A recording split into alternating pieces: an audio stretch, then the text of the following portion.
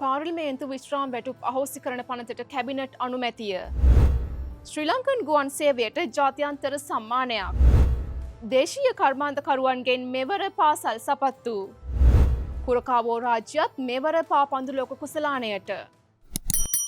පාර්ලිමේන්තු මන්ත්‍රීවරුන්ගේ විශ්‍රාම වැටුප් ඉවත් කිරීමේ පනත් කෙටුම් පත පාර්ලිමේන්තුවේ අනුමැතිය සඳහා ඉදිරිපත් කිරීමට අමාත්‍ය මණ්ඩල අනුමැතිය හිමිව තිබෙනවා. පනත සම්මත වීමෙන් පසු ඉදිරියේදී පාර්ලිමේන්තු මන්ත්‍රීවරුන්ට විශ්‍රාම වැටුපක් හිමි නොවන බවයි කැබිනට් තීරණ දැනුම් දීමේ මාධ්‍ය හමුවේදී අමාත්‍ය නලින්ද ජයතිස්ස මහතා ප්‍රකාශ කළේ. මෙතෙක් ලබා දී තිබුණු විශ්‍රාම වැටුප යලි අය කර ගැනීමක් නැහැ.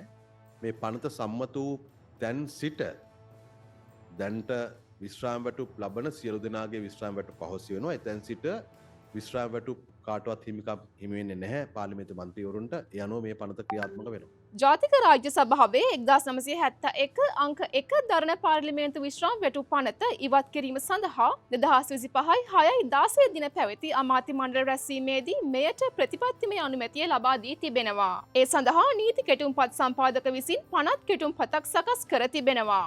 ඒ සඳහා නීතිපතිගේ නිෂ්කාශනයද ලැබී ඇති අතර එකී පනත් කෙටුම්පත රජයේ ගැසට් පත්‍රයේ පළ කිරීමෙන් අනතුරුව පාර්ලිමේන්තු අනුමැතිය සඳහා ඉදිරිපත් කිරීමටත් අධිකරණ සහ ජාතික ඒකාබද්ධතා අමාත්‍යවරයා ඉදිරිපත් කළ යෝජනාව මෙසේ අමාත්‍ය මණ්ඩලය විසින් අනුමත කර තිබෙනවා.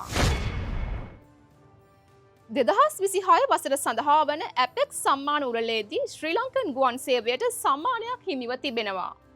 එය මධ්‍යම හා දකුණු ආසියානු කලාපයේ විශිෂ්ටතම ගුවන් සේවා ආහාරපාන සඳහා වූ සම්මානයයි. ඒ අනුව ශ්‍රී ලංකන් ගුවන් සේවයේ ජාත්‍යන්තර හා දේශීය ආහාර මෙනුවේ උසස් ගුණාත්මක භාවය වෙනුවෙන් මෙම සම්මානය පිරිනමා තිබෙනවා.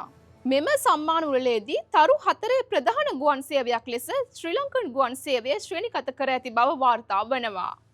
එය ගෝලීය ගුවන් සේවා ක්ෂේත්‍රයේ වඩාත් ඉහළ ශ්‍රේණිගත කිරීමක්. අධ්‍යාපන අමාත්‍යාංශය මගින් මේ වන විටත් සිසුන් 250ට අඩුවෙන් සිටින පාසල් සඳහා සපත්තු මිලදී ගැනීමට ලබා දෙන වවුචර් පත මගින් දේශීය කර්මාන්තකරුවන්ගේ නිෂ්පාදන මිලදී ගැනීමට අවස්ථාවක් ලබා දීම කෙරෙහි රජයේ අවධානය යොමු වී තිබෙනවා. අධ්‍යාපන අමාත්‍යාංශය සහ කර්මාන්ත සංවර්ධන අමාත්‍යාංශය එක්ව නව ව්‍යාපෘතියක් ලෙස මෙය දියත් කිරීමට නියමිතයි. එහිදී අදාළ පාසල් සිසුන් සඳහා දේශීයව නිෂ්පාදනය කරන ලද පාසල් සපත්තු මිලදී ගැනීමට අවස්ථාව හිමි වනවා. 2026 වසරේ පැවැත්වීමට නියමිත පාපන්දු ලෝක කුසලානයට උතුරු මධ්‍යම ඇමරිකානු සහ කැරිබියානු කලාපයෙන් කුරකාවෝ රාජ්‍යයට සුදුසුකම් ලබා ගැනීමට හැකියාව ලැබී තිබෙනවා. කලාපීය තරඟාවලියේ තීරණාත්මක තෙවන වටයේදී ජමයිකාවට එරෙහි තරඟයේ ඔවුන් ජය පරාජයෙන් තොරව අවසන් කර ගැනීමත් සමගයි මෙම අවස්ථාව හිමිව තිබෙන්නේ. කුරකාවෝ රාජ්‍ය වර්ග කිලෝමීටර් 444ක තරම් කුඩා භූමි ප්‍රමාණයක්. ඒ අනුව පාපන්දු ලෝක කුසලානය සඳහා සුදුසුකම් ලැබූ ලොව කුඩාම රාජ්‍ය බවට කුරකාවෝ රාජ්‍ය පත්වෙනවා.